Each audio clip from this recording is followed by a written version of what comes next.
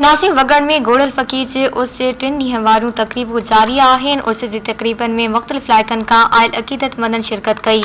वगड़ खां Abdul Sattar Mugeri report करे रहियो आहे।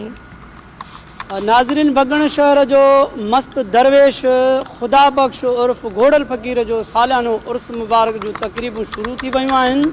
हिन तक़रीब में मेले जो समाह हूंदो आहे, मेलो लॻंदो आहे। हिन इलाइक़े तोड़े ॿियनि इलाइक़नि खां कई हिते हिन दरवेश मस्त घोड़ल फ़कीर जे मेले में घुमण ईंदा आहिनि, शरीक थींदा आहिनि, मेलो घुमंदा आहिनि। अचो त मेलाइनि सां ॻाल्हि ॿोल कयूं त वधीक उन्हनि जो छा मौक़िफ़ आहे। असां मेले में हर साल हिते दुकान पंहिंजा मिठाण ॼाणंदा आहियूं।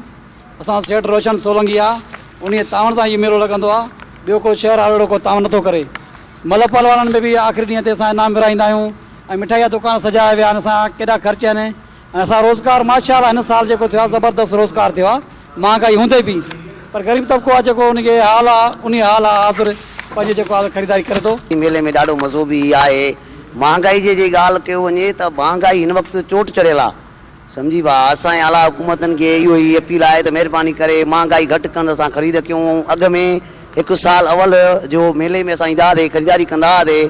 उहा ख़रीदारी 50 रुपए में का शइ मिलंदो हो, असां नंढड़नि खे वठी ॾींदा हुआसीं, उहो ख़ुशि थी वेंदा। हाणे उहा शइ 150 100 हाणे असां कीअं वठूं। 52 साल खां वठी असां मेलो कंदा आहियूं। रोशन सोलंगी अमुन सां ख़ैर सां अची वेंदो आहे।